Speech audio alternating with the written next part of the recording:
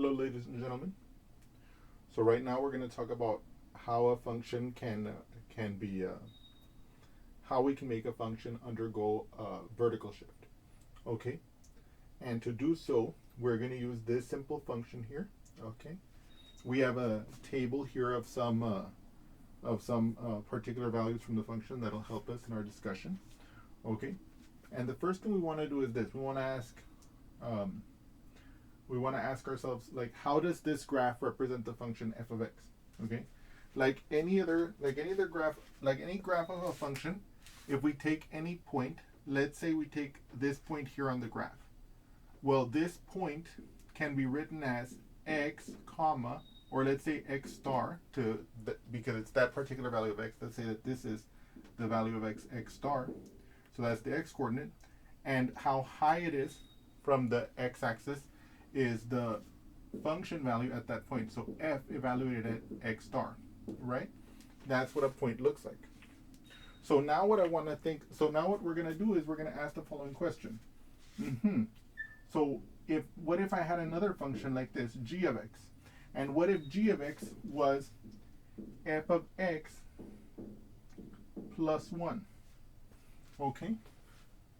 So what would be the situation for g of x?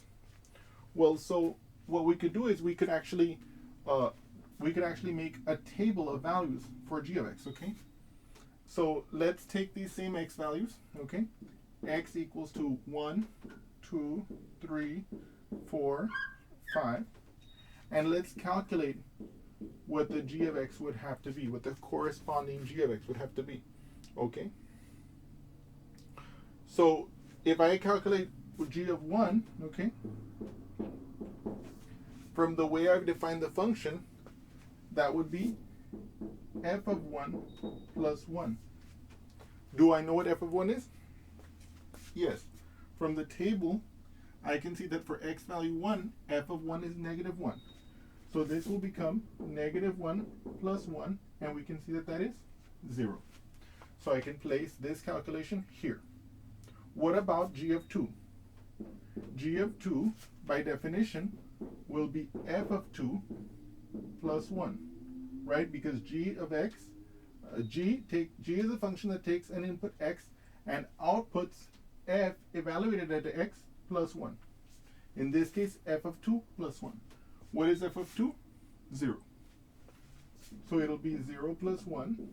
That'll be 1, right? And so I place that value on my table here. What about g of 3? Okay. G of 3, before I go there, it'll be f of 3 plus 1 by this definition of what g of x is. And we know that f of 3 at x equals 3, f of 3 is 1, right? So it'll be 1 plus 1, which will give us 2. That'll be here. And then we proceed to calculate g of 4, okay? So g of 4 by definition will be f of 4 plus 1, right? Which will be equal to, what is f of 4? At x equals 4, the function value is 0, right? So f of 4 is 0. Then I attach my plus 1, right? What is 0 plus 1? 1. I place that in my table here. Finally, I want to calculate what my g is at the value x equals 5. Okay, what is g of 5? Well, g of 5, by definition, will be f evaluated at 5 plus 1. F evaluated at 5 plus 1. What is my function value at x equals 5? It is negative 1. So negative 1 plus 1. So that negative 1 is the f evaluated at 5. And then the plus 1 is from here. And then what's negative 1 plus 1? It's 0. It's 0. So now what I'm going to do here is I want to see, what does this look like? Okay. Okay. So what I'm going to do is I'm going to erase this. Okay. And I'm going to plot this I don't want to say superimpose, but I'm going to plot it in blue over here. So this will be the blue will be my g of x equals to f of x plus 1. We got the table as you saw here by explicit calculation. And we see that at x equals 1, g will be 0. At x equals 1, g is 0, so the point would be right there. I don't want to mark it too much because it'll mess up the marker. But you'll see what's happening in a moment. Let me extend this y-axis a little bit, okay? For reasons that you're about to find out. Okay? And let me extend this one while we're at it. Let's say -2, okay? And so now look at this. So at x equals 2, the g of x is 1. So at x equals 2, it's at 1. It's right here. Okay? At x equals 3, the g of x is 2. So it'll be, it'll be here. Okay? At x equals 4, the g of x is 1. So it'll be right here. And then finally at x equals 5, the g of x is 0. So it'll be right there. And if we connect these points, together like this, what happened? Well, it's the same shape. The only difference is that it's been shifted up, right? It's been translated up. In geometry, the typical term we use is a translation, when you move a figure without rotating it and without flipping it. You just move it like this, sliding it. That's a translation. In this case, this is a translation in the positive y direction. Okay? Okay.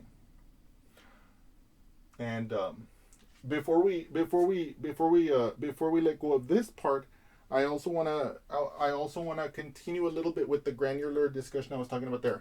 So for an arbitrary point, so for the f of x, right, a point on the graph would take the form. Let me write that down for you.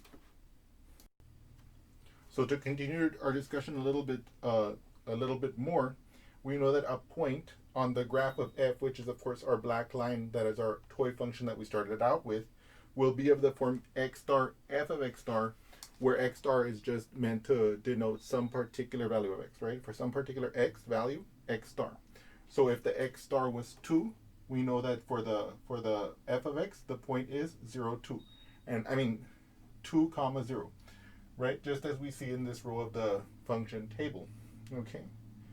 And in other words, what I'm trying to say here is that how far and in what direction away from the x-axis the point is of course dependent on the function f of x, right? We see, like, for instance, at the x value 3, where the function f of x takes on the value of 1, the distance from the x-axis to that point is 1, and it's positive because, of course, in this case the y value is positive, and likewise here it's 1 down because for x equals 5 the function is negative. Now a point on the graph of g of x, on the other hand, will be of the form x star g of x star. That's not a surprise to us at all, of course. Just like any function, let's say we had the function h of x. A point on the graph of h of x would be, let's say, x star h of x star for some particular value x star, whatever the x value would be, right? I'm just using x star as like a stand-in, right? Okay. But here we know what g of x is, right? So we can rewrite that as x star, comma, f of x star plus 1. What does that mean? That means for the same x star value, let's say the x star would be 3 for a moment, whereas the point on the f of x, our original toy function, is 1, the corresponding point on the graph of g with the same x value will be that y value with 1 more, because it's g of x f of x plus 1. So for each x value, any x value in the domain of the function f of x, the g of x will have a point that's one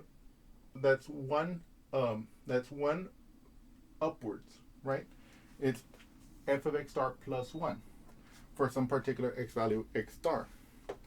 And so in other words, you can see that, for example, a point here in the f of x gets moved to a point here, and so on. So the whole thing has been slid up by 1 unit. Okay? So now we're going to ask another related question. So our question will now change to asking about g of x equals f of x plus 1. What if we had another function, let's call it h of x, okay, where instead of f of x plus 1, let's say it was f of x minus 1. Okay, what's going to happen in this case? First of all, let's calculate a table of values explicitly for our function, h of x. Okay, so I'm going to use the same x values. Okay, so I'll have x 1, 2, 3, 4, 5. And of course, this will be the corresponding values of h of the function. Now let's calculate them together. What is the function h evaluated at the x value 1? Well, from the definition, it's going to be f of 1 minus 1. Okay. What is f of 1? We can see from our table that at x equals 1, f of 1 is negative 1. So it'll be negative 1 minus 1, which we can see is negative 2. So I place that here on my table. Okay. What about h of 2? What is h evaluated at my x value 2? H of 2, again, by definition, will be f of 2 minus 1. What will that be? Well, at the x value 2, the f evaluated at 2 will be 0. So it'll be 0 minus 1. What's 0 minus 1? That's negative 1. Oops. I said it right and I wrote it wrong. That appears to be an obvious disconnection of the brain from the arm. No, I'm just kidding. Oh my God, right? Imagine. You're like, how does that even make sense, David? And of course, we're going to notate that value here in the table. Okay. So now what we're going to do is we're going to evaluate the function h of x at x equals 3. So in other words, we're going to calculate h of 3. Okay. And what is that going to be? That's going to be f of 3 minus 1, because it'll be h of 3 will equal f of 3 minus 1. Now, what is f evaluated at 3? I look at my table. At x equals 3, my f evaluates to 1. So it'll be 1 minus 1, like this. What's 1 minus 1? 0. Okay? Okay. So that's going to go here. Let's proceed. What is h evaluated at 4? H evaluated at 4 is going to be f evaluated at 4 minus 1, like this. What is f evaluated at 4? Well, we look at my x value in my table of f of x, and I see that for x equals 4, my function evaluates to 0. So it'll be 0 minus 1. So what is 0 minus 1? Negative 1. Okay, so that goes here. Okay. Finally, what is h of 5? Well, h evaluated at 5 is going to be f evaluated at 5 minus 1. So it's going to be f evaluated at 5 minus 1. The question becomes, of course, what is f evaluated at 5? I look at my table here, and I can see that at x equals 5, my f is negative 1. So it'll be negative 1 minus 1. And that's going to be negative 2. So it's going to be like this.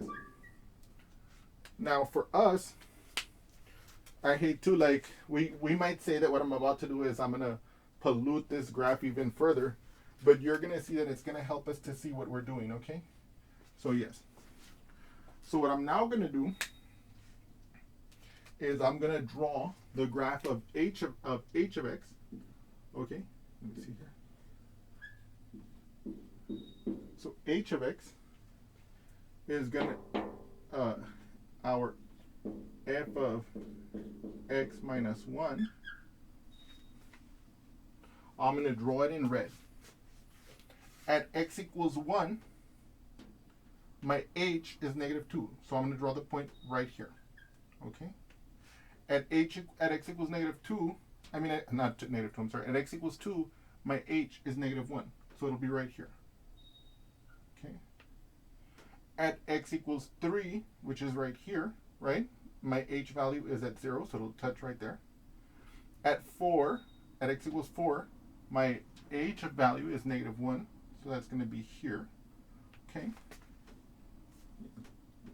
Right? And then finally, at x equals 5, my h value is negative 2, so it'll be over here. And if you connect these, you're going to get what I suspect you already imagined in your brain. It's, again, the same shape, The only difference is that now it has been shifted down instead. And if you think about the argument we made about the points, we saw that a point on the graph of f of x was x star, comma, f of x star, right? For a particular value x star, for a particular x value x star. We saw that the corresponding point for the g of x was x star, comma, f of x star plus 1. So we saw that each point on the graph of f was moved up vertically by 1 unit. And likewise, you can imagine that in this case, a point on the graph, an arbitrary point on the graph of h of x would be, of course, x star, comma, h of x star. But because we know what x star is, because we know what h is, what is h? H of x is f of x minus 1. So a particular point of the graph of h of x could also be written as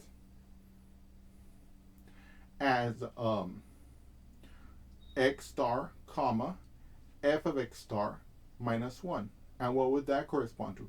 That would correspond to a vertical, like each point on the graph of f of x being pulled down 1 unit, which is exactly what we see here. But that's another way of reasoning about it, right? So in other words, what I'm saying is that, let me write that down for us. And so you can see here it written out for an arbitrary value of x star within the domain of f, because notice it has to be within the domain of f, because otherwise I couldn't evaluate the h of x in this case, right? So for an arbitrary value of x star within the domain of f, a point of h, okay, would be, of course, x star, comma, h star of x, which is of course true for any function in h, right? In particular for this one.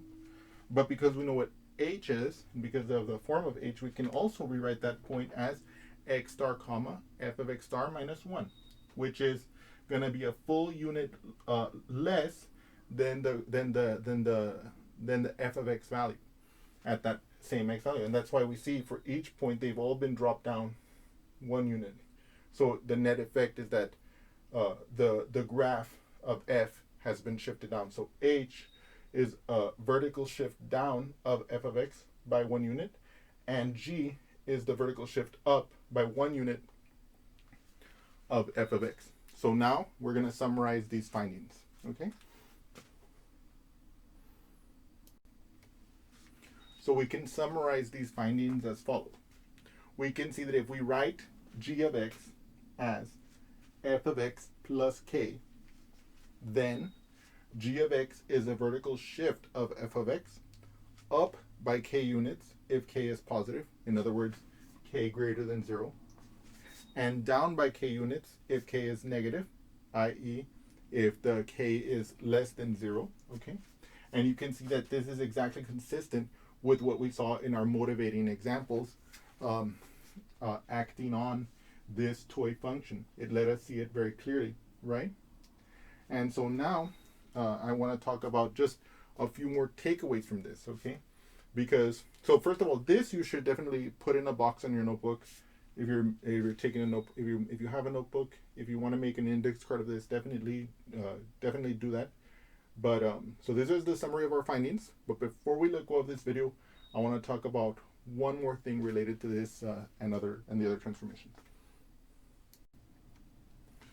So we're going to want to answer 3 questions for each of these transformations, at least 3 questions, and these are the questions.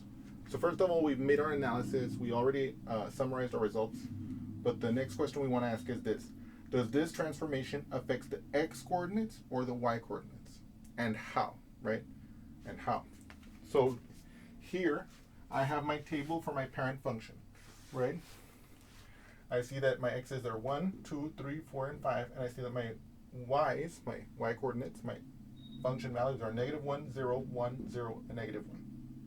Look at my g and look at my h. What seems to be the case?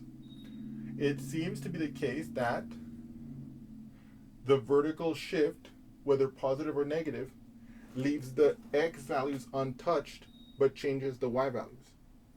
Okay, does that make sense to us? Yes, of course. Look, imagine if this was like a wire and I could shift it up like this. See, I haven't changed the x at all. right? Because I haven't moved it from side to side at all. I've just moved it up and down. And we saw when we look at the way the points were represented, namely, for example, in the case of the graph of f of x, x star, comma, f of x star. In the case of the g of x star, comma, f of x star plus 1. And in the case of the h of x star, comma, f of x star minus 1, we saw that the x coordinate did not change at all, but the y coordinate changes, right? So this transformation does not affect the x coordinate, but it does change the y coordinate.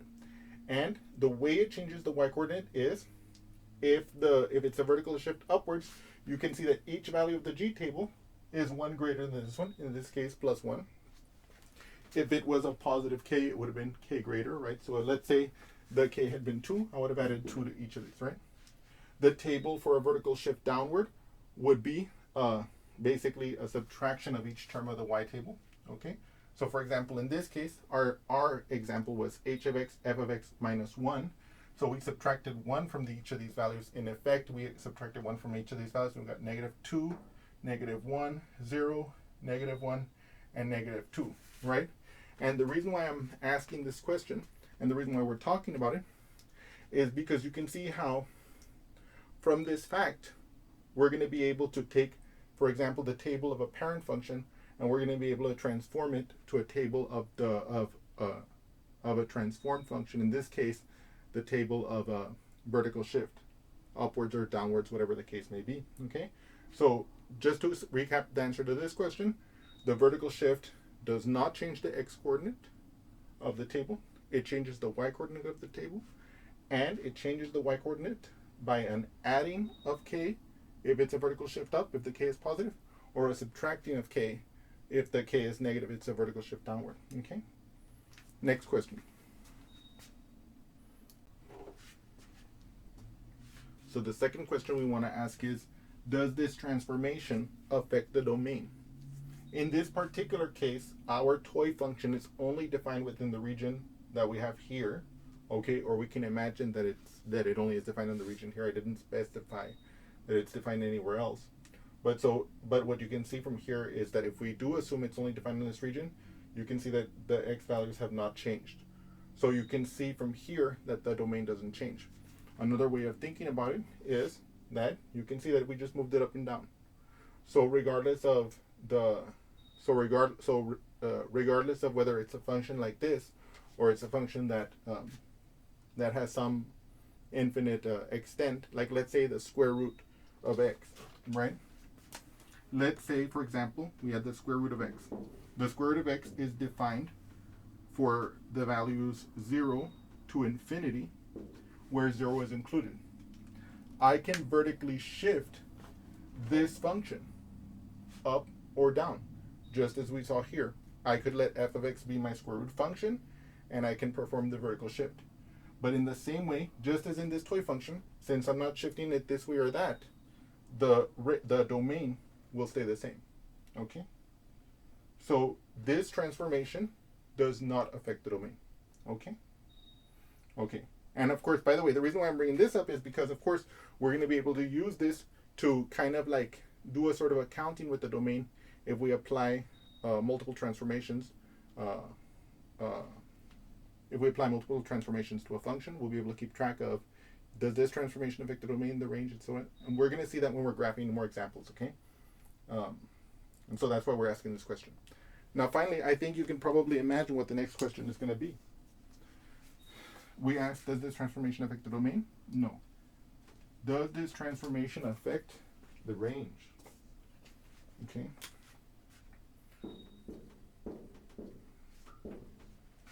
And you can imagine, in this case, you can imagine that in this case, the answer is going to be yes. Assuming, again, that this toy function that we started with, represented in this case by the black line, the line in the middle here, which was given by our original table here, we can see that, in fact, the range of the vertical translates, as it were, has changed. The domain of the g of x, which is f of x plus 1, it goes from 0 to 2. and 0 to 2 inclusive because it achieves those values, right? The the range of the original function, the f of x, goes from -1 to 1, and the range of the h of x goes from -2 to 0, also inclusive. So we can see that what happened, I want you to see this very carefully. So our f has range, the f range was -1 to 1. Our g range, okay, was 0 to 2, and our h range was -2 to 0, right? And of course, those are square brackets because, again, as we mentioned before, this function does achieve those values at the top and the bottom, and so that's why we include them, right? Look what happened. We know that g was a vertical shift upwards of f by 1 unit. Look at the range values. What's 1 more than -1? 0. What's 1 more than 1? 2. Aha! I can use the fact that the transformation is a vertical shift up by 1 unit in this particular example, or up by k units, to figure out what the range will be of that transformed function, right? In the same way, look at the h. The h was a vertical shift downward by 1 unit. So how do I get the range of h? Well, I look at my range of f, and I go down 1 unit. What's down 1 unit of -1? -2. What's down 1 unit of 1? 0. Aha, beautiful. And with this, we are going to move on to another transformation. And I hope you've enjoyed this, and I look forward to seeing you again soon. Thank you so much.